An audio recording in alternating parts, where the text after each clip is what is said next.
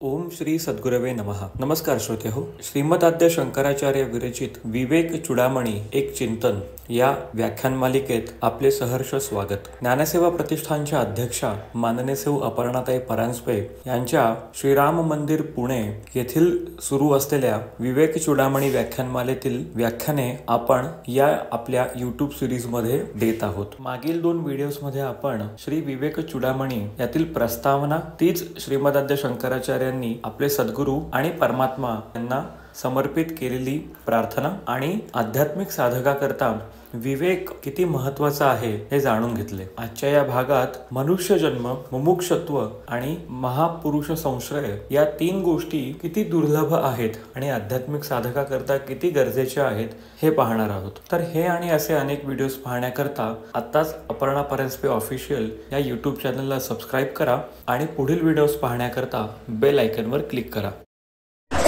मग तेथा आपण एकाग्रांतःकरण करुनी सद्गुरु स्मरण अनुभवीचे. ओम श्री सद्गुरवे नमः. आज श्रावण कृष्ण नवमी आणि कालच गोपाळकाला संपन्न झालाय आणि ह्या जन्माष्टमी गोपाळकाला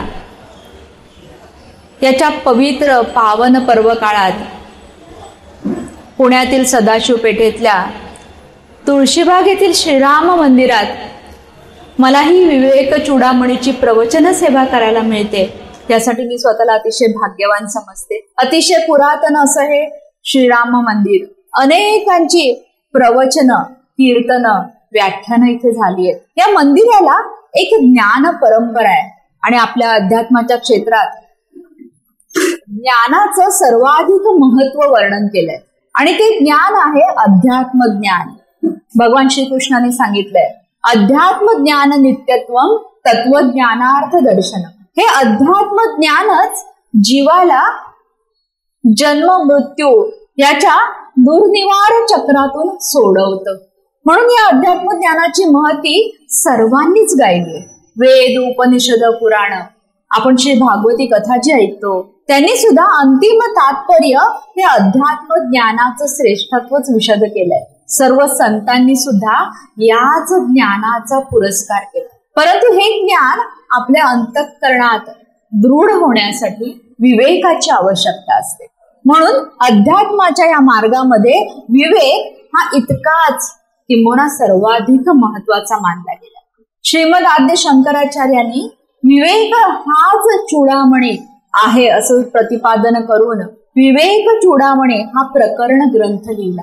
त्याचं महात्म्य आपण पाहिलं गेल्या 2 वेळेला की हा गुरु आणि शिष्य यांच्यातला संवाद आहे. कुठलीही ज्ञानाची प्रक्रिया जर आपण पाहिली तर ती गुरु शिष्य संवादातूनच प्रकट होते. उपनिषद सुद्धा त्यातूनच प्रकट झाली आहेत, साकारली आहे. या विवेक चूडामणीच्या आजच्या विवेचनाला प्रारंभ करण्यापूर्वी आपण या ग्रंथाचं मंगलाचरण म्हणूया.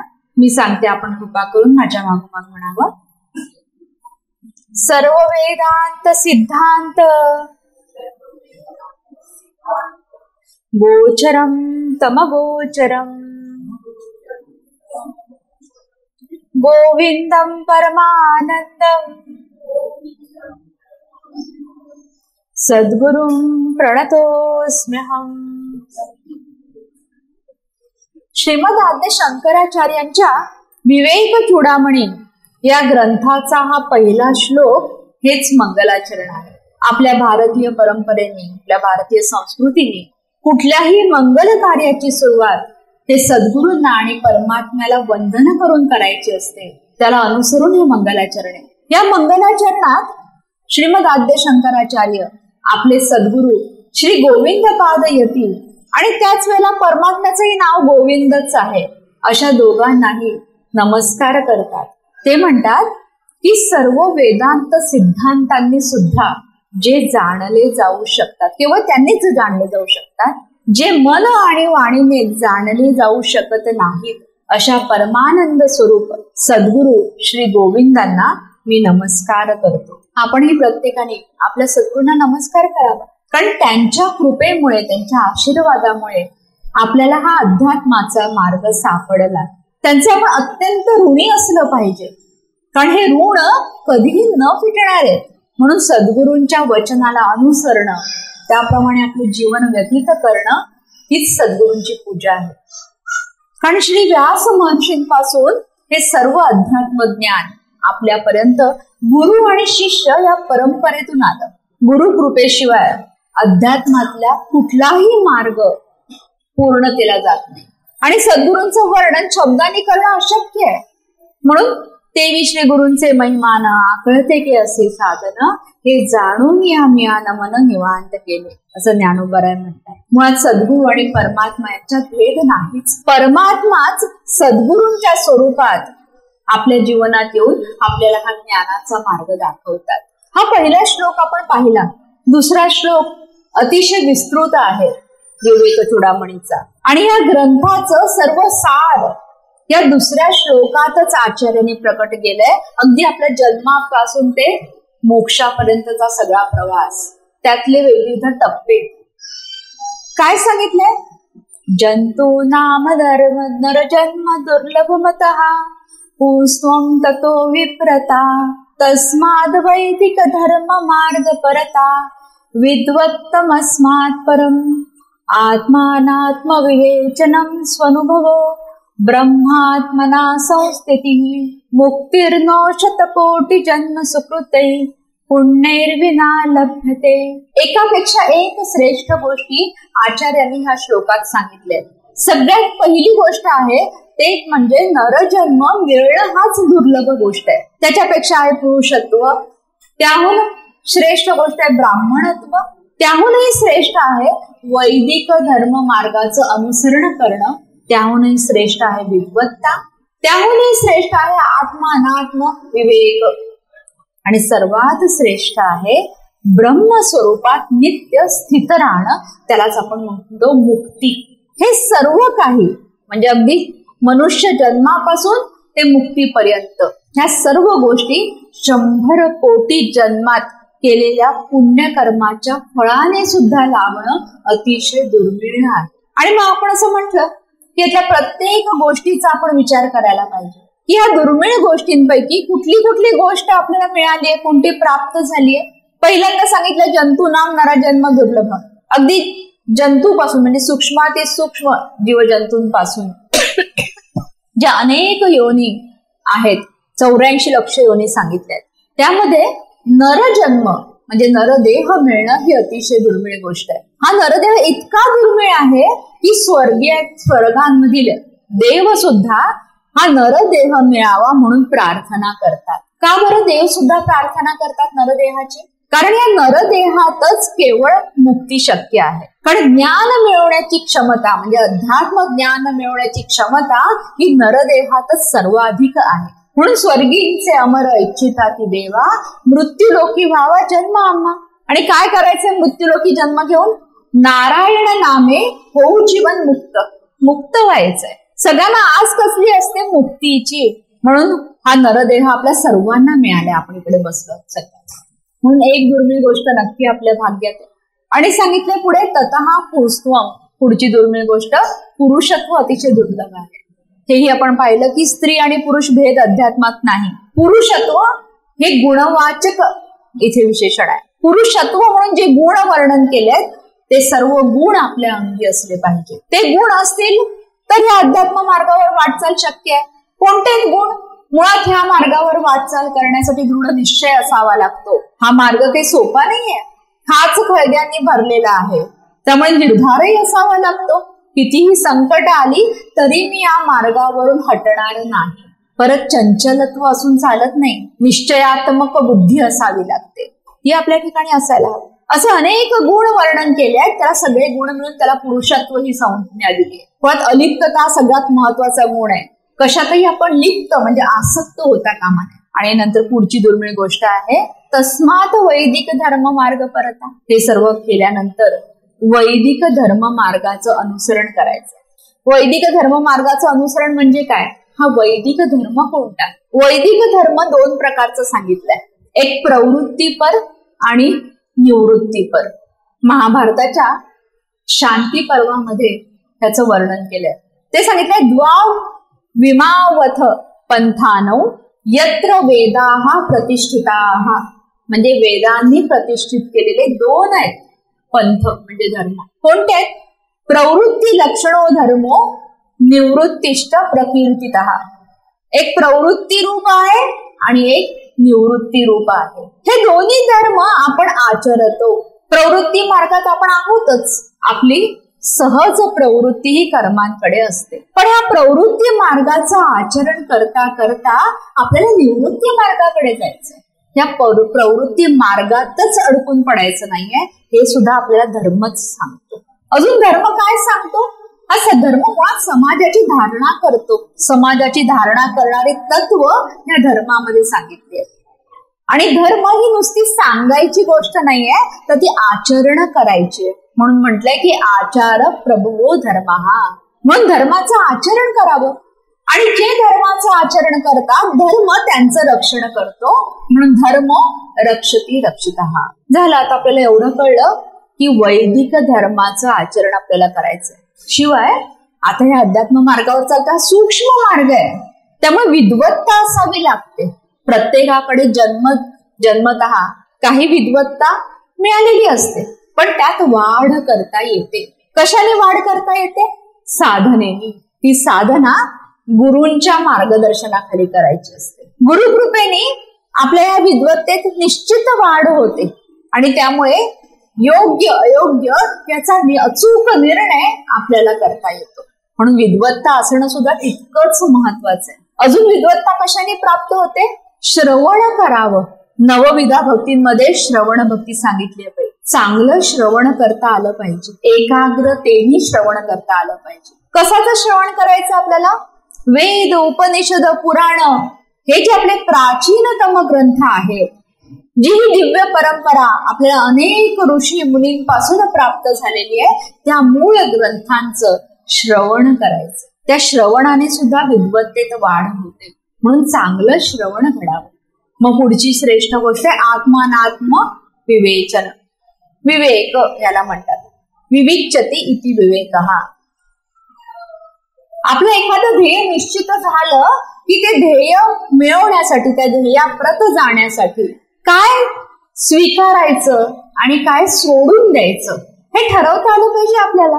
जर आपण अध्यात्माच्या मार्गात आहोत, ते अध्यात्म ज्ञान आपल्याला मिळवायचंय, तर काय काय घ्यावं आणि काय सोडावं हे कळायला नको का?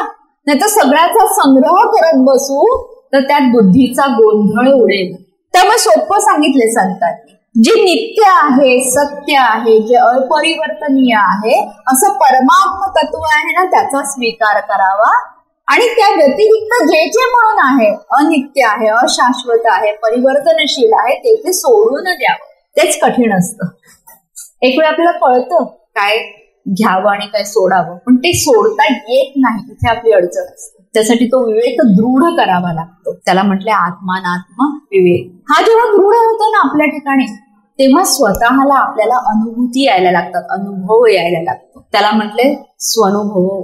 पण अनुभवाशिवाय कुठलीच गोष्ट आपण खरं तर स्वीकारत नाही, किंवा स्वीकारली तरी ती आपल्या अंतःकरणात दृढ होत नाही. अनुभव महत्वाचा असतो. लौकिकात सुद्धा आपण अनुभवाला महत्व देतो. कुठली गोष्ट घ्यायची असेल तर आपण काय म्हणतो, अगं तुझा काय अनुभव आहे, बरं आहे ना, ह्या दुकानदाराकडचा माल चांगला असतो ना, तू वापरलेस ना? हा, म्हणजे का कोणीतरी बाबा वापरलाय, चांगला आहे, मग घेतो. तरी सुद्धा खात्री नसते आपल्याला. एकदम आपण 2 किलो घेणार नाही, थोडस पाव किलो घेऊन बघूया कसं आहे, मग आपला अनुभव कसा आहे त्याप्रमाणे आपण पुढची गोष्ट घेतो. हे जसं लौकिकात आहे तसं अलौकिकातही आहे. अलौकिकातला अनुभव पण आपण स्वतः घ्यायचा असतो. संतांनी घेतला ना, त्या परमानंदाचा अनुभव घेतला संतांनी. आणि काय म्हणाले आपल्याला? अनुभवे आले अंगा ते या जगा देत असो. जो अनुभव आम्ही घेतला ना, तो आम्ही जगाला देतोय. आता ते द्यायला तयार आहेत, आपण घ्यायला तयार आहोत का, की पळून जातो? घ्यावा ना तो अनुभव. संतांच्या अनुभवातून आपण शिकायचं असतं, आपण अनुभव घ्यायचा असतो. दुसऱ्याने सांगितलेला अनुभव महत्वाचा नाही, त्याला परोक्ष अनुभव म्हणतात. अपरोक्ष अनुभव म्हणजे स्वतः घेतलेला अनुभव महत्वाचा असतो. त्याला श्रीमदाद्य शंकराचार्यांनी स्वानुभव म्हटलंय. आणि ह्या सगळ्यात सगळ्यांहून सर्वश्रेष्ठ आहे ब्रह्मात्मना संस्थिती. हा जेव्हा अनुभव यायला लागतो तेव्हा आपण आता अध्यात्म मार्गात दृढ होतो. आपल्याला कळतं की ब्रह्म सत्य जगत मिथ्या. तो एक परमात्मा, तो भगवंत, तो एकच सत्य आहे आणि त्याच्यापासून या जगात दुसरं काहीच सत्य नाही. किंबहुना हे सगळं जग म्हणजे त्याचंच स्वरूप आहे. त्यामुळे सगळीकडे त्यालाच पाहावं. अहम ब्रह्मास्मी, आपण सुद्धा ते परमात्मा तत्वच आहोत. पण अहंकाराने आपण स्वतःला वेगळं समजतो. तो अहंकार त्यागता आला पाहिजे. जसजसा तो अहंकार त्यागला जातो तसा तो अहम ब्रह्मास्मीचा अनुभव आपण घेतो आणि हे सगळं जग सुद्धा ब्रह्म आहे याचा प्रत्यय यायला लागतो. त्याला म्हणतात स्वनुभव. हा स्वनुभव येतो, स्वानुभव येतो, तेव्हा हळूहळू आपली चित्तवृत्ती त्या परमात्म्यात स्थिर होते. सुरुवातीला काही काळ स्थिर होईल, मग हळूहळू जशी साधनेत आपण प्रगती करू, जसजसे आपण अनासक्त होत जाऊ, जसजसं वैराग्य आणि विवेक दृढ होत जाईल तसा तो काळ वाढत जातो. म्हणजे आधी सविकल्प समाधी असते थोड्या काळापुरती, तीच हळूहळू निर्विकल्प समाधी होते. त्याच्यात मग कुठलाच विकल्प उरत नाही, कुठला विकल्प येतही नाही. कायम ती व्यक्ती ब्रह्मानंदात, ब्रह्मस्वरूपात स्थित असते. त्यालाच आपण जीवनमुक्त असं म्हणतो. ते दिसतात आपल्यासारखेच देहात वावरताना, पण ते नित्य मुक्त असतात. त्याला म्हटलंय ब्रह्मात्मना संस्थिती. या एकापेक्षा एक, त्यालाच आपण मुक्ती म्हणतो. ह्या सगळ्या गोष्टी श्रीमद आद्य शंकराचार्यांनी दुसऱ्या श्लोकात सांगितले आणि आता तिसरा श्लोक आपल्याला सांगतायत. या तिसऱ्या श्लोकापासून ते 14व्या श्लोकापर्यंत श्रीमद आद्य शंकराचार्यांनी आत्मज्ञान प्राप्त होण्यासाठी आपल्याला काय काय प्रयत्न करायचे ते क्रमाक्रमाने आपल्याला सांगितले. म्हणजे किती आचार्य कृपाळू आहेत पहा. आपल्याला जणू काही हात धरून पुढे पुढे घेऊन चाललेत. जसं लहान मुलं असतं ना, नुकतंच चालायला लागतं. आई कशी शिकवते त्याला, सांगते माझं बोट धर आणि हळूहळू एक एक पाऊल टाक, मी आहे ना तुला सावरायला. मग ते मूल हळूहळू आईचं बोट धरून सरळ सरळ चालायला लागतं. मग एखादी पायरी येते, गोंधळतं, कारण अजूनपर्यंत त्याला सरळ चालण्याचा अनुभव असतो. आई म्हणते काही नाही, मी आहे तुझं बोट धरलंय, टाक बघू पहिल्या पायरीवर पाऊल.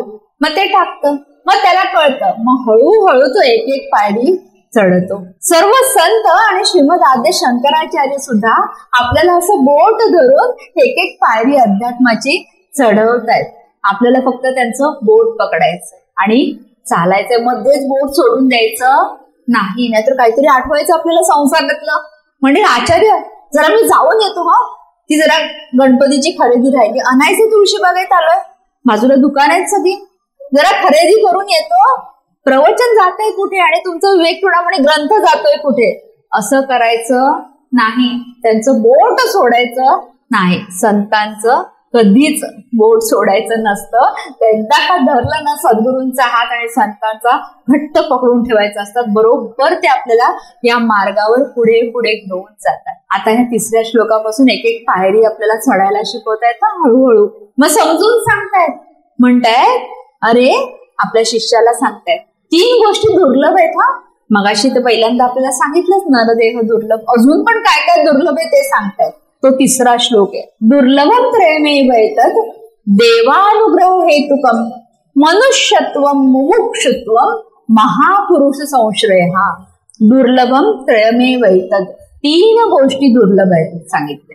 देवानुग्रह हेतुकम, आणि या 3 दुर्मिळ गोष्टी मिळण्यासाठी त्या भगवंताची कृपा असावी लागते.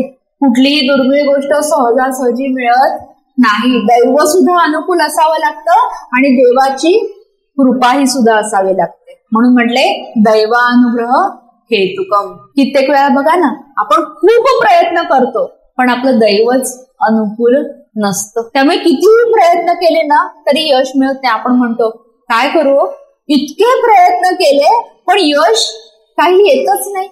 म्हणजे प्रयत्न तर करतो आहे आणि यश जर पदरात पडत नसेल तर मध्ये कुठेतरी गडबड आहे. म्हणजे माईक आहे इकडे, लाईट सुद्धा गेलेले नाहीत, म्हणजे इलेक्ट्रिसिटी सुद्धा आहे आणि तरी सुद्धा बटन दाबल्यावर जर माईक मधून आवाज येत नसेल तर मध्ये कुठेतरी वायर मध्ये फॉल्ट आहे असं आपण म्हणतो की नाही. तसंच आहे, एखादा म्हणेल मी अध्यात्मात खूप प्रयत्न करते किंवा प्रयत्न करतो आणि तरी सुद्धा अनुभव येत नाही हो. एखादा म्हणतो मी जीवनामध्ये खूप प्रयत्न करतो यश मिळावे म्हणून, पण यश मिळतच नाही. अगदी मिळालं असं वाटतं आणि हातचं निसटून जातं. मग तो जो मध्ये कुठे बिघाड आहे ना, तो आपल्याला शोधायचा असतो. ते बिघाड शोधण्याचं काम म्हणजे साधन आहे हो. आणि तो बिघाड शोधण्यासाठी एक्सपर्ट लागतो. आता समजा माईक बिघडला, मी नाही दुरुस्त करू शकणार, त्यातला कोण जो तज्ञ असेल ना तो लागेल. तो एकदा तिथलं बटन चेक करेल, इथलं कनेक्शन चेक करेल, म्हणेल नाही इथे काहीतरी मध्ये कुठेतरी फॉल्ट आहे. मग तो फॉल्ट शोधून काढेल.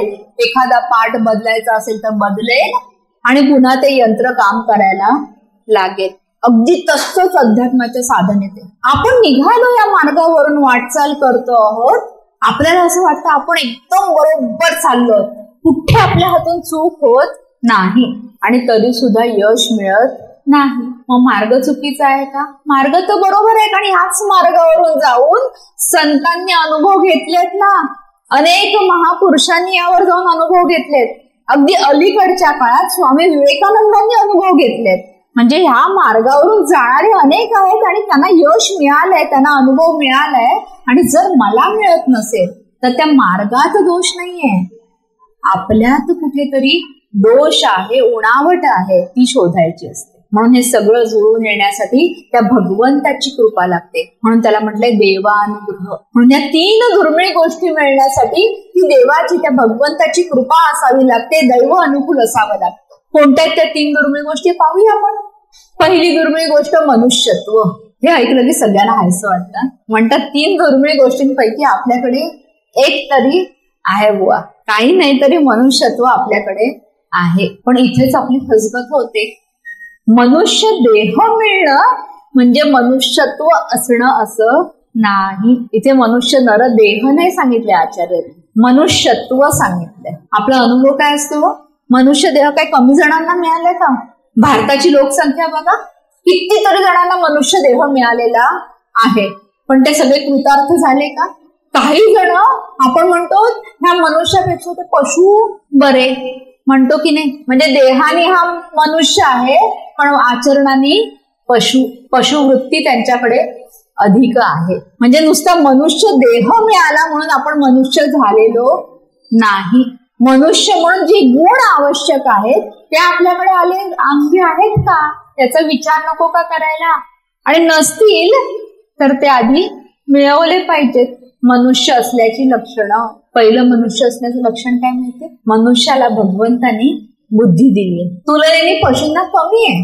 नसते असं नाही मी म्हटलं, फार कमी प्रमाणात असते. परत चैतन्याची अभिव्यक्ती मनुष्यांमध्ये सगळ्याधिक आहे, सर्वाधिक आहे. पशूंमध्ये त्या मानाने कमी असते. मनुष्य आपल्या बुद्धिमत्तेच्या जोरावर प्रगती करू शकतो. पशु करू शकतात का हो प्रगती? गेल्या वेळेला आपण बघितलं, कित्येक हजार वर्षापूर्वी जे पशु होते ते आजही तसेच आहेत ना. त्यांच्यामध्ये कोणती संघटना, त्यांनी कुठलं यान परग्रहावर पाठवल्याचं पशूंनी ऐकिवात नाही. म्हणजे प्रगती फक्त मनुष्य करू शकतो, तो सुद्धा बुद्धिमत्तेच्या जोरावर. अजून एक देणगी मिळाली मनुष्याला, स्मृती. प्राण्यांमध्ये पण स्मृती असते, पण ती खूप कमी प्रमाणात असते. मनुष्यांमध्ये स्मृती जास्त आहे, पण त्या स्मृतीचा योग्य वापर करता आला पाहिजे. नाहीतर काय करतो आपण? चुकीच्याच गोष्टींची स्मृती ठेवतो डोक्यात. कोण माझ्याशी कसा वागला, कोण माझ्याशी कशी वागली, कोणी मला त्रास दिला, कोण मला अपशब्द बोललं, कोणी माझं वाईट केलं, ह्याच स्मृती आपण डोक्यात ठेवतो. पण कोणी माझ्यासाठी चांगलं काय केलं, कोणी मला चांगला उपदेश दिला, ते ठेवतो का डोक्यात?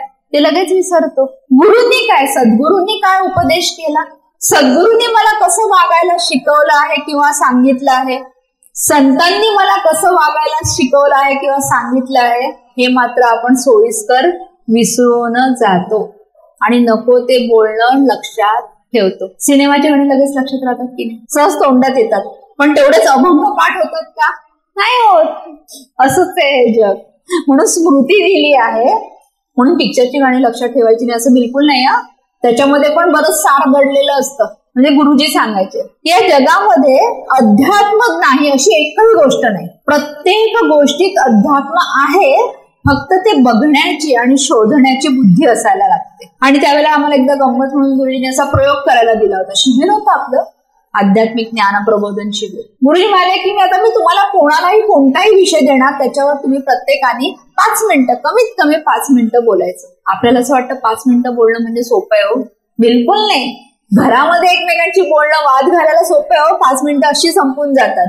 पण एखाद्या विषयावर 5 मिनिटं बोलायला सांगितलं तर ते खूप कठीण असतं. आणि गुरुजी म्हणे मी कुठलाही विषय देईन त्याच्यातलं अध्यात्म तुम्हाला सांगता आलं पाहिजे. म्हटलं बापा ठीक आहे. गुरुजीने सांगितलं, आम्ही सगळे हो म्हणालो. गुरुजीने एखादा विषय दिला कुत्रा, त्याच्यावर 5 मिनिटं बोलायचं. निबंध नाही लिहायचं, नाही तर आपण लहानपणी लिहिलंय माझा आवडता प्राणी कुत्रा, तसं नाही. अध्यात्म शोधायचंय आपल्याला. एखादा विषय दिला उलटी, म्हणलं रे बापरे उलटी म्हटलं की आपल्याला किळस वाटते, त्याच्यावर कसं बोलणार. मला पण आश्चर्य वाटलं, उलटी ह्या विषयावर कसं काय अध्यात्म सांगणार. मग गुरुजी म्हणाले अरे संतांनी पण सांगितलंय, संत सुद्धा उलटी या विषयावर बोललेत. म्हटलं संत कधी बोलले उलटी या विषयावर प्रवचन केल्याचं, मला तर काही आठवत नाही. आणि तुकोबाराय म्हणालेत ओक तैसा लोक धरता धरवेना अभक्ता जिरेना संत संग. उलटी अशी गोष्ट आहे ना की जास्त वेळ दाबून ठेवता येत नाही. अनुभव आहे की नाही, प्रत्येकाला कमी जास्त प्रमाणात. पूर्वी निदान एसटीने प्रवास करताना वगैरे एकदा उलटी आली असं वाटलं की आपल्याला थांबवता येते का. आपण म्हणतो गाडी थांबवा, आधी त्याला आपल्याला येऊ दे नाही तर दुसऱ्याला येऊ दे. आपण काय करतो, आधी गाडी थांबवायला सांगतो. आपल्याला येत नसेल, दुसऱ्याला आले तर पुन्हा गाडी खराब, तो वास कोण प्रवासभर सहन करणार, म्हणून आपण पण थांबवायला सांगतो. उलटी थांबवता येत नाही, ती एकदाची बाहेर पडली की बरं वाटतं. तसं जे अभक्त असतात ना, ज्यांना देवाधर्माची काही आवड नाही, ते नेहमी दुसऱ्याबद्दल वाईटच बोलतात. त्यांना कितीही बोलू नको असं म्हटलं तरी त्यांना ते थांबतात का, ते बोलायचं ते बोलतातच. म्हणून संत सांगतात की अशा लोकांच्या नादी लागू नये. ओक तैसा लोक धरता धरवेना. लोक सगळ्या बाजूने बोलतच राहणार, तोंडाला येईल ते बोलत राहणार, त्यांना धरता येत नाही. कारण अभक्ता जिरेना संत संग. कारण जे अभक्त आहे ना त्यांना संतांचा सहवास सहन होत नाही. म्हणजे कुठली गोष्ट घेतली तरी त्याच्यामध्ये अध्यात्म आहे, ते शोधता आलं पाहिजे. संतांना शोधता आलं. म्हणून आता मनुष्य देह मिळाला ना, बुद्धिमत्ता मिळाली, स्मृती मिळाली आहे, तर वाईट गोष्टी सोडून द्याव्या, म्हणजे ओकून टाकाव्या. त्या फार काळ आपल्याकडे ठेवायच्या नाही. आणि चांगलं वागू ना. मनुष्यत्व असण्याचा दुसरा गुण म्हणजे दुसऱ्याचा विचार करतो तो मनुष्य. जो फक्त स्वतःचाच विचार करतो, मलाच मिळालं पाहिजे, तो पशु. जर आपण फक्त स्वार्थाचा विचार करू की मलाच मिळालं पाहिजे, तर आपल्यात आणि त्या पशुत काही फरक नाही. ते 4 पायावर चालतात आणि आपण 2 पायावर चालतो, इतकाच. त्यासाठी गुरुजी नेहमी आम्हाला एक प्रयोग करायला सांगायचे. म्हणायचे की जरा रस्त्याची रहदारी कमी झाली की जा बाहेर, कुत्रे असतात रस्त्यावर मोकाट फिरत. आपल्या घरी काही पोळीचा तुकडा असेल किंवा भाकरी असेल, घेऊन जा. हल्ली तर काय लोक कुत्र्यांना बिस्किटं घालतात, भरपूर असतात असे बिस्किटं घालणारे. कुत्रे पण बरोबर त्यांना ओळखतात ना, तो माणूस आला की त्याच्या मागं पटापट पटापट जायला लागतात. तो बिस्किटचा तुकडा घ्यायचा आपण हातात आणि समजा इथे एकच बिस्किटचा तुकडा आहे आणि 5-6 कुत्रे आहेत. आपण तो असा वर धरला हातात, काय करतील कुत्रे? आधी सगळे आपल्या आजूबाजूला फिरत असतात का आपण काहीतरी खायला आणलंय म्हणून. पण तो बिस्किटचा तुकडा वर धरल्याबरोबर सगळेजण कुठे बघतील? आपल्याकडे बघणार नाही, त्या बिस्किटच्या तुकड्याकडे. सगळ्यांची नजर त्या बिस्किटच्या तुकड्याकडे. प्रत्येकाला काय वाटतं, हा मला मिळाला पाहिजे. पण एकच बिस्किट आहे हो आणि 5 कुत्रे आहेत. मग काय करायचं आपण? तो उंच भिरकवून द्यायचा, उडवायचा असा तुकडा. आता ते आपल्या हाताकडे बघणार नाहीत. आता तो तुकडा कुठे उडाला तिकडे बघतील आणि सगळे या दिशेला धावतील आणि प्रत्येक जण उडी मारेल. त्याच्यात ज्याची फिल्डिंग जास्त चांगली ना त्याला तो कॅच पकडणार आणि मग तो असं म्हणेल का, चला आपण 5 आहोत, छान वर्तुळात बसूया, एक बिस्किटचा तुकडा वाटून वाटून खाऊया. म्हणतील का हो कुत्रे? नाही. तो ज्याला मिळणार तो घेणार, तोंडात लांब जाईल आणि एकटा खाऊन टाकेल. म्हणजे तो कुत्र्याला दुसऱ्याचा विचार असतो, पशुला नाही. मला मिळालं, मी खाऊन मोकळा. आपण जर असं विचार केला तर आपण पण पशुच झालो. पण आपल्याला सर आचार्यांनी काय सांगितलं, मनुष्यत्व पाहिजे, दुसऱ्याचा विचार करता आला पाहिजे. म्हणून जो दुसऱ्याचा विचार करतो तो मनुष्य. संत त्याच्यापेक्षा पुढचे असतात हो. ते तर स्वतःचा पण विचार करत नाही, ते फक्त दुसऱ्याचा विचार करतात. ते म्हणतात मला मिळालं नाही तरी चालेल पण बाकी सगळ्यांना मिळो. म्हणून तुकोबारायांनी काय केलं, दुष्काळ पडला तेव्हा आपल्या घरातलं सगळं जे कोठारातलं धान्य होतं ते वाटून टाकलं. स्वतःला काही ठेवलं का? नाही. म्हणजे जे फक्त स्वतःचा विचार करतात ते पशु, जे स्वतःचा आणि दुसऱ्याचा पण विचार करतात ते मनुष्य, आणि जे फक्त दुसऱ्याचा विचार करतात ते संत. आता आपल्याला कुठे जायचंय, वाटचाल करायचीय संतत्वाकडे. म्हणून ती दुर्मिळ गोष्ट आहे मनुष्यत्व. म्हणून दुसऱ्याचा विचार करता आला पाहिजे, स्वार्थ नको. जी आपली बुद्धी दिली आहे ना त्या बुद्धीमध्ये चांगला विचार ठेवू. स्मृती दिली आहे ना, चांगल्या विचारांची साठवण करू आणि वाईट विचार सोडून देऊ. हे सगळं आलं ही पहिली दुर्मिळ गोष्ट आपल्याला मिळाली, मनुष्यत्व. असं वाटायला सोपं वाटलं होतं ना सुरुवातीला, पण मनुष्यत्व मिळालं. आता पुढची दुर्मिळ गोष्ट सांगितली आहे मुमुक्षत्व. मुमुक्षा म्हणजे काय, मोक्ष प्राप्तीची इच्छा. त्याच्या आधी मला एक गोष्ट सांगायची राहिली. रामचरित्र मानसामध्ये एक संवाद आहे. श्री विष्णूंचं वाहन गरुड यांनी काकभुषुंडी ऋषींना एक प्रश्न विचारला. रामचरित्र मानसात आहे. त्यांनी असं विचारलं की सबते दुर्लभ कवन शरीरा, म्हणजे सगळ्यामध्ये कोणतं शरीर दुर्मिळ आहे असं त्या गरुडाने विचारलं. त्या गरुडाला वाटत होतं आपण गरुड, पक्ष्यांचे राजे, आपण कुठेही उंच उडू शकतो, कुठेही जाऊ शकतो, कुठेही राहू शकतो, त्यामुळे पक्ष्याचं शरीर दुर्मिळ असेल. म्हणून त्यांनी त्या ऋषींना विचारलं की सबते दुर्लभ कवन शरीरा, सगळ्यात कोणतं शरीर, कोणता देह हा दुर्मिळ आहे. तेव्हा ते काकभुषुंडी ऋषी होते, त्यांनी सांगितलं नरतन सम नाही कवनो देही, जीव चराचर जाचत जेही, नरक स्वर्ग अपवर्ग निषेधी, ज्ञान विराग भगती शुभ देही. याचा अर्थ असा आहे नर तन सम नाही कवनो देही, म्हणजे नरदेहासारखा दुसरा कुठलाही देह नाही. का जीव चराचर जाचत जेही, सगळे ह्या चराचरावरचे सगळे जीव नरदेह मिळावा म्हणून प्रयत्न करतात. सगळ्यांना कुठला देह हवा असतो, नरदेह. का बरं? कारण हा नरदेह नरक स्वर्ग अपवर्ग सिनेगी निसेगी, क्षमा करा, नरक, नरक म्हणजे आपल्याला माहिती नरक, स्वर्ग आणि अपवर्ग म्हणजे मोक्ष.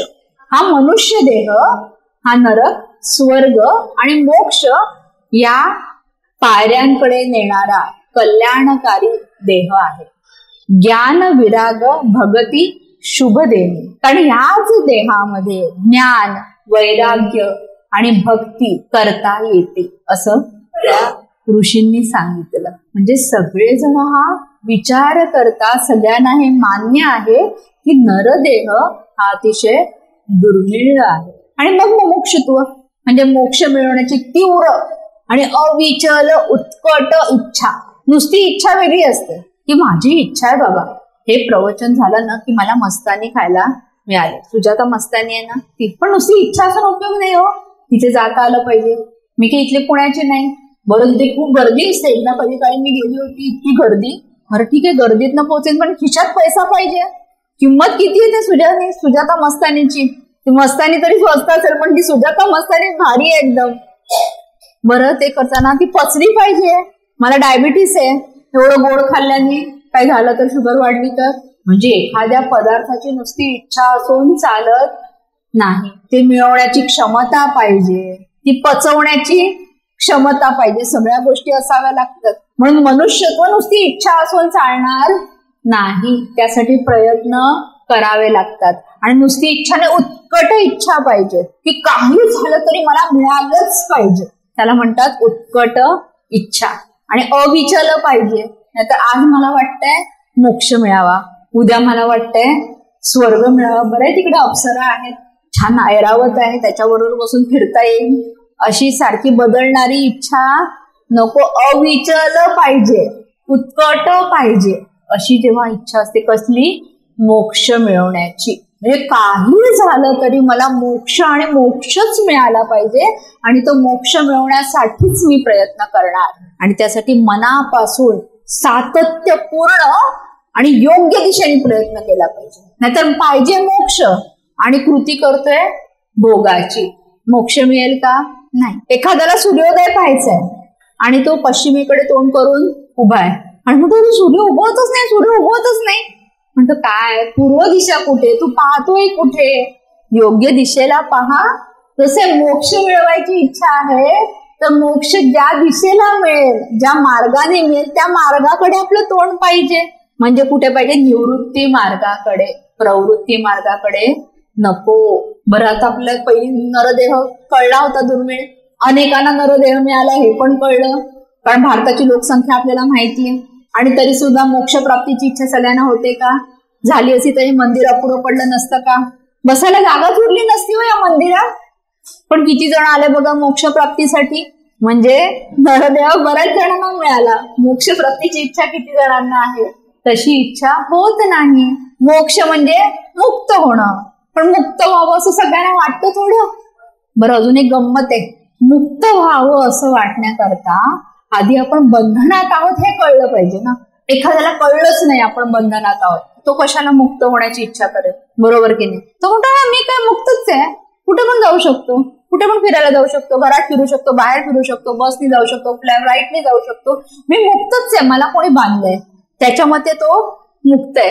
पण खरा मुक्त आहे का? खरा जर मुक्त असता तर जन्म पण आपल्या हातात असता आणि मरण सुद्धा आपल्या हातात असतं. भीष्माचार्यांसारखं, भीष्माचार्यांच्या हाती मरण होतं की नाही? इच्छामरणी होते ते, पण सगळे भीष्माचार्यांसारखे असतात का हो? तरी भीष्माचार्यांच्या हातात जन्म नव्हता हो, मरणच होतं फक्त.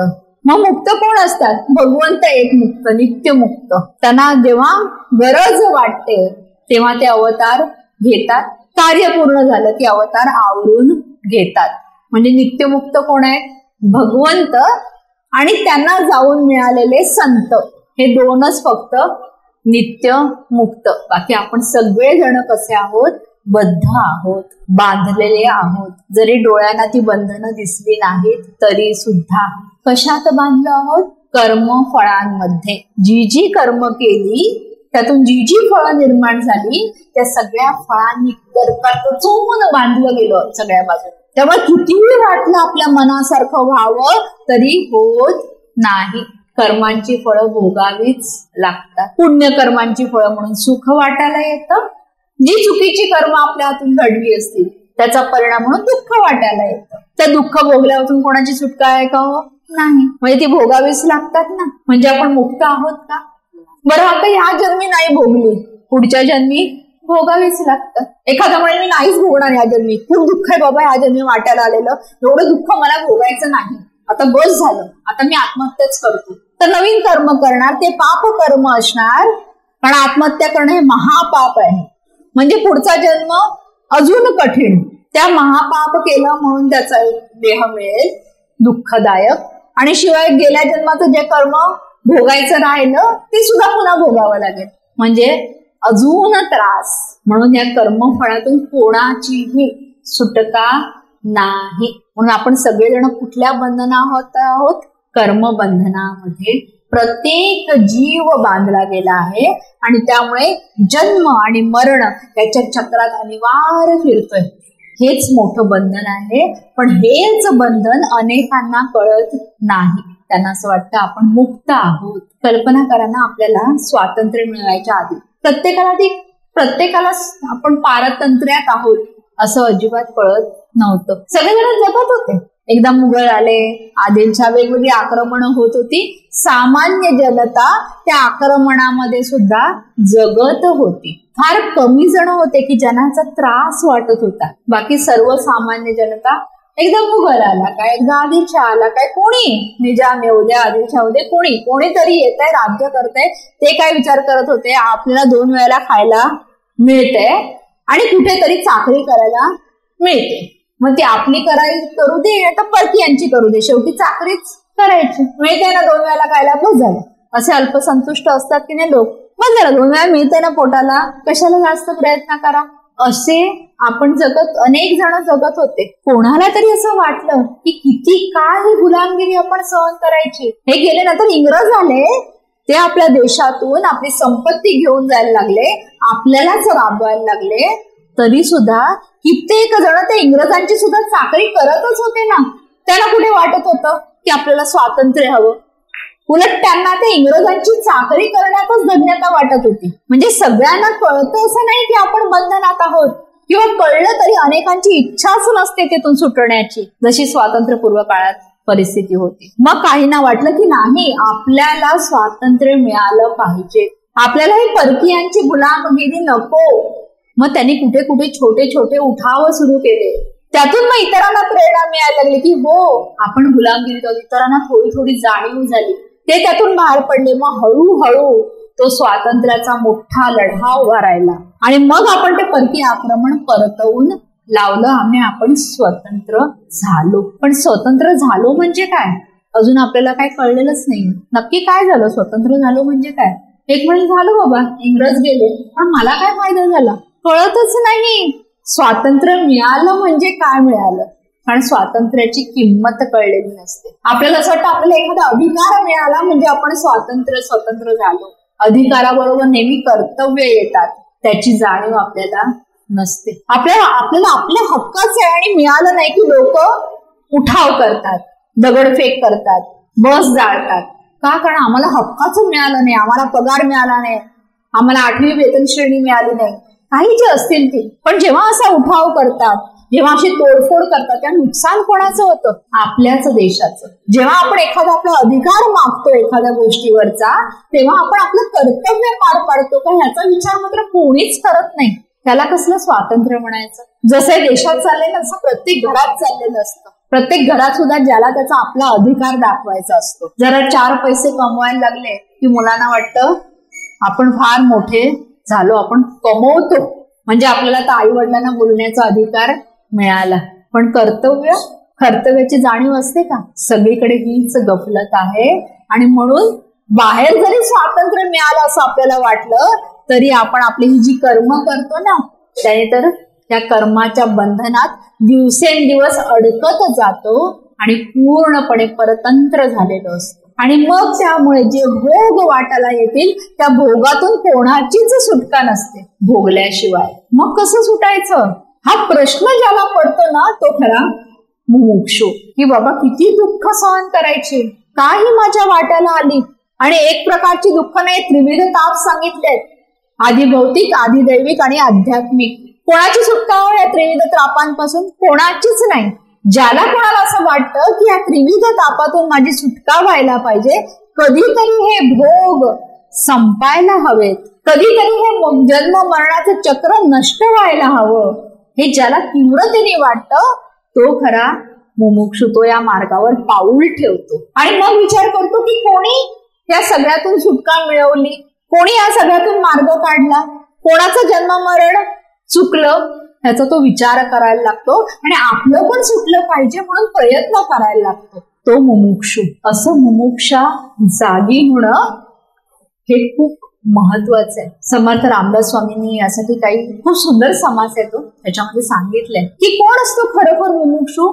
संसारे दुःखे दुखवला, संसाराच्या दुःखाने जो दुखावला गेला, त्रिविध तापे पोळला, हे जे त्रिविध ताप आहे तो पोळून निघाला, निरूपणे प्रस्तावला अंतर्यामी. आणि संतांची कुठली वचनं ऐकली, निरूपण ऐकलं आणि तो अंतर्मुख जो झाला ना, तो मुमुक्षू. म्हणजे संसारातल्या त्रासांनी दुःखांनी पोळला गेलाय, त्रिविध तापाने पोळला गेलाय. आणि मग कुठल्या तरी मंदिरात जसं आपण बसला आहात, कुठे संतांची वचनं कानावर पडली आणि मग तो शोध घ्यायला लागला की ही दुःख माझ्या वाट्याला का आली. अंतर्मुख झाला तो मुमुक्षू. अजून कसा असतो मुमुक्षू? झाला प्रपंची उदास. मग त्याला कळतं की प्रपंचामध्ये आपण सुख शोधतो, त्या सुखासाठी खूप खटपट करतो, लटपट करतो, पण ते सुख काही मिळत नाही आणि मिळालं तर टिकत नाही. म्हणून जो उदास होतो, झाला प्रपंची उदास, मने घेतला विषय त्रास. म्हणतो हे विषयांच्या मागे मी धावलो ना, म्हणून माझ्या वाट्याला हा सगळा त्रास आला. म्हणे आता पुरे सोस संसारीचा. म्हणे नको रे बाबा, आता हा संसार नको, पुरे हा संसार कर्म बळीवंत दुस्तर. तुकोबरायाने पण सांगून ठेवले. राहो निधी स्थिर एके ठाई निश्चळ. नको, पुरे देवा, हा संसार पुरे झाला. स्वार्थ सांडोनी प्रपंचाचा, हव्यास धरीला परमार्थाचा. ज्याला कळलं या संसारात दुःख आणि दुःखच आहे आणि मन जो उदास झालाय प्रपंचाविषयी, आणि आता त्यांनी हा प्रपंचाचा स्वार्थ सोडून दिलाय. स्वार्थ सांडोनी प्रपंचाचा. आणि काय हवं वाटतंय त्याला आता? नको हा संसार, नको रे बाबा, मला परमार्थ हवाय. हव्यास धरीला परमार्थाचा. परमार्थ हवाय, आणि तो परमार्थ कोणाकडे मिळेल? संत सज्जनांकडे. म्हणून अंकित होई सज्जनांचा, म्हणे तो मुमुक्षू, असं रामदास स्वामींनी सांगितलं. म्हणून तो संतांना शरण जातो, त्यांचा अंकित होतो, त्यांचं सांगितलेलं ऐकतो, तो मुमुक्षू, अशी व्याख्या रामदास स्वामींनी केली. असं मुमुक्षुत्व मिळणं हे अतिशय दुर्मिळ. आता मुमुक्ष जागली म्हणजे आपल्याला कळलं की आपल्याला मोक्ष मिळाला पाहिजे. आता हा संसार आपल्याला नको, कारण तो अतिशय तापदायक आहे. मग दाखवणार कोण हा मोक्षाचा मार्ग आपल्याला? एक आंधळा दुसऱ्या आंधळ्याला मार्ग दाखवेल का? एक आंधळा चाललाय, दुसरा त्याच्या मागून चाललाय. तो मागून चाललेल्या आंधळ्याला माहित नाही की समोरचा आंधळा आहे. तो आपला असा हात करतो, म्हणतो अरे बाबा मला रस्ता क्रॉस कर, मी आंधळा आहे. तर समोरचा काय म्हणतो, मी काय क्रॉस करणार तुला रस्ता, मी सुद्धा आंधळा. तसं आपलं संसारात होतं. एक प्रापंचिक जीव दुसऱ्या प्रापंचिक जीवाला सांगतो, बाबा मी या संसाराला कंटाळलो, यातून बाहेर पडण्याचा मार्ग दाखव. आणि तोच तिथे अडकलेला आहे संसारात, तो तुला बाहेर पडण्याचा मार्ग काय दाखवणार? दुसरी गमत म्हणजे आमच्या योगिनी त्यांच्या घरात मागे उंदीर झाले होते. कुठून शिरले त्यांना कळतच नव्हतं. खूप मोठे इतिहास स्टोरी आहे, लॉंग स्टोरी ना योगिनी त्यांची. दर आठवड्याला मला ऐकायला मिळायची योगिनी त्यांच्या घरातले उंदीर. एक पुस्तक झालं असतं तयार, छोटस तयार, तसं ते योगिनी त्यांच्या घरातले उंदीर. आणि खूप प्रयत्न केले उंदरांना बाहेर काढण्याचे. शेवटी जे समोरचे काका त्यांनी त्याला एक पिंजरा दिला. म्हणाले योगिनी ताई अजिबात काळजी करू नका, हा पिंजरा तुमच्या घरामध्ये लावा आणि त्याला तिथे खेळायला हुक आहे ना, त्याला काहीतरी लावून ठेवा. म्हणाले की तो उंदीर बरोबर तिथे येईल आणि त्याच्यामध्ये अडकणार. कारण विषयांच्या मागे काय माणूसच नाही, पशु सुद्धा जातात. आपण जसं सुजाता मस्तानी खायला जातो की नाही, डायबिटीस असलं तरी विषयांच्या मागे जातो, तसे उंदीर ते प्राणी आहेत, ते तर लगेचच विषयांच्या मागे जाणार. योगिनी मी अध्यात्म तोंडपाठ योगिनी त्यांचं. त्यामुळे त्यांनी ठरवलं काहीतरी आपण असं लावून ठेवायचं त्या मुलांना की तो उंदीर बरोबर सापडला पाहिजे. त्यांनी काय लावलं? केळं. आता समजा केळं त्या हुकाला लागेल का? केळं असतं मग ते गळून खाली पडायचं सारखं, ते पुन्हा त्या हुकाला लावायचं, ते केळं पुन्हा खाली पडायचं. शेवटी त्यांना कळलं की तो उंदीर ते केळं खाण्यापेक्षा त्या पिंजरातच घाण जास्त झाली. आणि नको, आता त्याला काहीतरी चमचमीत देऊया म्हणा. आपल्याला भजी आवडते की नाही, पाऊस पडतोय बाहेर, ते छान गरमागरम भजी खावीशी वाटते. त्यावेळेला पाऊस पण पडत होता बाहेर. त्यांनी कांदा भजी केली घरामध्ये. म्हणाले की त्या वासाने उंदीर येईल आणि ह्या पिंजऱ्यात अडके. त्याने ती भजी लावली. तो उंदीर हुशार, भजी खाल्ल्याने परत निघून गेला बाहेर. तो पिंजऱ्यात अडकलाच नाही. विचाराने निराश झाला. म्हणाला आता काय करायचं? म्हणाला आपण सामोसा पुढे, समोर आमच्या इथे सामोसा चांगला मिळतो म्हणतात तुळशीबागेच्या बाहेर. सामोसा घेऊन आल्या आणि तो सामोसा लावला त्यांनी. हे खरं सांगते, विचारानंतर त्यांना सामोसा लावला आणि एक उंदीर सापडला. मग त्यांना कळलं की सामोसा तुळशीबागेतला फेमस उंदीर पकडण्याचा जालिम उपाय. फक्त त्यांनी बोर्ड लावायचं शिल्लक ठेवलं होतं घराच्या बाहेर. तो आला, पकडला, तो उंदीर आतमध्ये गेला. त्यांना इतका आनंद झाला की एक उंदीर शेवटी का त्या पिंजऱ्यात सापडला. मग त्या निरीक्षण करायला लागला. त्यामुळे त्यांनी ऐकलं होतं की प्रत्येक गोष्टीचं आपण निरीक्षण केलं पाहिजे. म्हणून तो उंदीर कसा त्या पिंजऱ्यात फिरतोय बघू. ते सारखा तो गोल गोल गोल गोल तिकडे फिरत होता. त्याला बाहेर जायला कुठे मार्ग सापडत नव्हता. शेवटी त्यांनी म्हणतात त्यांची हिंमत नव्हती त्या उंदराला नेऊन बाहेर सोडायची. त्यामुळे खाली कोणातरी एका माणसाला बघितलं त्यांनी आणि त्याला सांगितलं बाबा त्या उंदराला नेऊन बाहेर सोडून आला. ते त्यांचं ते उंदीर प्रकरण जे काही वाचलं ऐकलं त्याच्यात मला कळलं त्या उंदरासारखी आपली स्थिती असते. आपण कुठल्या तरी त्या विषयांच्या मागे जातो आणि पिंजऱ्यात अडकतो आणि मग कितीही प्रयत्न केला तरी त्यातून बाहेर पडता येत नाही. मग त्यातून बाहेर पडायचं असेल तर खरं तर आत शिरलं तर बाहेर पडायचा मार्ग पण असायला पाहिजे की नाही, पण तो आपणच बंद करून टाकतो. कारण त्या आजचा तो सामोसाच खूप आवडायला लागतो. म्हणतो किती छान सामोसा. चांगला सामोसा पण गललट्ट होतो ना तो उंदीर. शिरला तेव्हा बारीक होता हो, पण तो एवढा मोठा सामोसा खाल्ल्यावर तो उंदीर पण चांगला गललट्ट झाला. आता त्या 2 जाळ्यांमधनं बाहेर तरी कसा पडणार गललट्ट झाल्यावर? आपलं पण तसंच होतं. त्या विषयांच्या मागे आपण शिरतो या संसाररूपी पिंजऱ्यात. मग तिथे विषयांचे उपभोग घेऊन छान गललट्ट होतो, आपला संसार चांगला वाढवतो आणि मग म्हणतो आता या पिंजऱ्यातून बाहेर पडताच येत नाही. कारण आता मुलांची जबाबदारी मुलांची झाली की, सुनांची जबाबदारी त्यांची झाली की, नातवांची जबाबदारी वाढतच जाते आणि त्या पिंजऱ्यातून काही आपली सुटका होत नाही. तर ज्यांनी कोणी या प्रपंचरूपी पिंजऱ्यातून सुटका मिळवली त्यांना शरण जाण्यात शहाणपण असतं. कोणी मिळवली या संसाररूपी पिंजऱ्यातून सुटका? संतांनी. म्हणून कोणाला शरण जावं? दुसऱ्या प्रापंचिक माणसाला बिलकुल शरण जाऊ नये. तुम्हाला अजून नवीन कर्मबंधनात अडकवणार. जाणार अमुक अमका देव आहे त्याला नमस्कारा म्हणजे तुमचं हे दुःख जाईल. अमुक देव त्याला नमस्कारा त्याचं तुमचं दुःख दूर होईल. त्याला 21 नाळांची माळ चढवा तुमचं दुःख दूर होईल.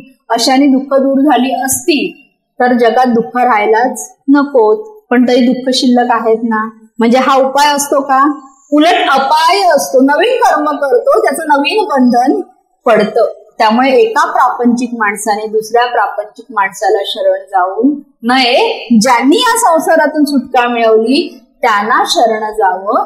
त्यांना म्हणतात महापुरुष संश्रय. ते असतात महापुरुष, कारण ते या संसार सागरातून पार गेले आणि तरी सुद्धा आपल्याला या संसार सागरातून तारण्यासाठी आपल्यामध्येच राहतात. त्यांना आपण म्हणतो संत आणि तेच असतात सद्गुरू सुद्धा. त्यांना शरण जावं कारण त्यांनी सुटका मिळवली आहे म्हणून त्यांना शरण जाणं आणि त्यांनी आपला स्वीकार करणं याला म्हटलंय महापुरुष संशय. ही तिसरी दुर्मिळ आणि अतिशय महत्वाची गोष्ट आहे. जसे एका जंगलात एखादा माणूस शिरला आणि त्या जंगलामध्ये तो हरवला तर तो तिकडचा जो माणूस आहे ना ज्याला त्यातून बाहेर पडण्याची वाट माहितीये त्याला शरण जावं, त्याला पत्ता विचारावा.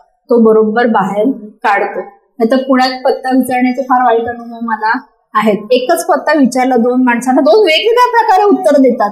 एक सांगतो असं असं जा अमुक जा, इकडनं उजवीकडे तिकडनं डावीकडे तिथून मधल्या रस्त्याने जा.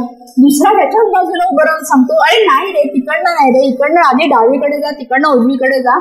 म्हणजे एकच माणूस 2 माणसं एकच रस्ता वेगवेगळ्या प्रकारे सांगतात आणि नवीन माणूस इथे अजून गोंधळात पडतो.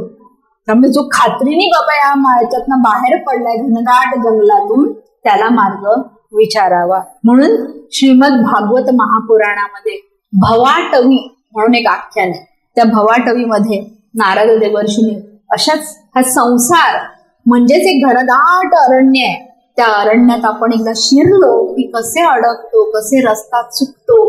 मग त्याच्यामध्ये विषयरूपी वाघ, नंतर काम क्रोध रूपी श्वापद कशी असतात, ते आपला कसा फडशा पाडतात, त्याचं अतिशय सुरेख वर्णन आहे. आणि मग त्यातून जर बाहेर पडायचं असेल तर कोणाला शरण जावं हे सुद्धा त्यातून सांगितलंय. म्हणून जे या संसार सागरातून किंवा जे ह्या संसाररूपी अरण्यातून बाहेर पडले सुखरूप त्यांना शरण जावं आणि त्यांना शरण जावं, त्यांना प्रसन्न करून घ्यावं.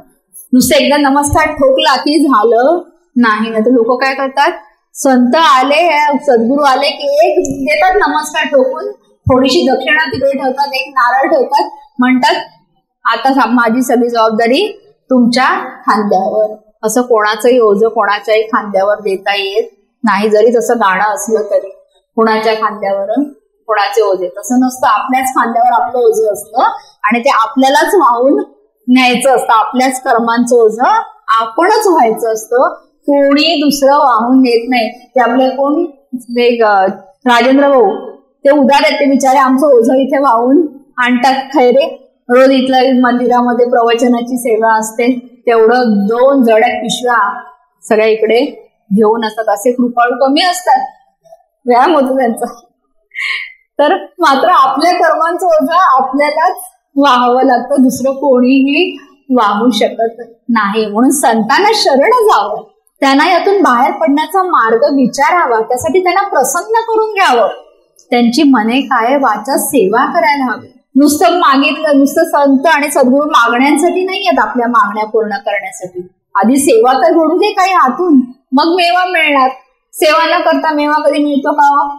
नाही मिळणार. सेवा करायची. भगवद्गीतेमध्ये भगवान श्रीकृष्णाने सांगितले ना, तद्विद्धी प्रणिपातेन परिप्रश्नेन सेवया उपदेक्षन्ति ते ज्ञानम ज्ञानेनच तत्वदर्शिनः. त्यांची सेवा कशी करावी? ज्ञानोबराय पुढे सांगतात ओव्यांमधून, ते ज्ञान पैगा बरवे जरी मनी आठी आणावे तरी संताया भजावे सर्वस्वेशी. सर्वस्वानी त्याची त्यांना भजावं, शरण जावं. कारण ते ज्ञानाचा आगर असतात, पुरुठा. ते ज्ञानाचा पुरुठा, तेथ सेवा हा दारवंठा. तो स्वाधीन कधी सुभटा गोड बोली. म्हणून तनु मनु जीवे चरणांसी लागावे. आणि डोक्यात हवा जाऊ देऊ नये. अगर्व काय करावे दास्य सकळ. मग अपेक्षित जे आपुले तेही सांगतील कुशुले. जेणे अंतःकरण बोधले संकल्पा नये. असं ज्ञानोबरायांनी त्यांना शरण जाण्याचा मार्ग सांगितलाय. त्या मार्गावरून आपण संतांना शरण जायचं असतं. ते असतात महापुरुष. आणि मग ते जेव्हा आपली परीक्षा घेतील, आपला स्वीकार करतील की हो मी तुला स्वीकारलं आहे, आता मी तुला उपदेश करतो. उपदेक्षन्ति ते ज्ञान. ते प्रसन्न झाल्यावर आपल्याला उपदेश करतात. हे त्यांनी आपल्यावर प्रसन्न होणं, त्यांनी आपला स्वीकार करणं, हा महापुरुष संश्रय ही तिसरी गोष्ट आहे.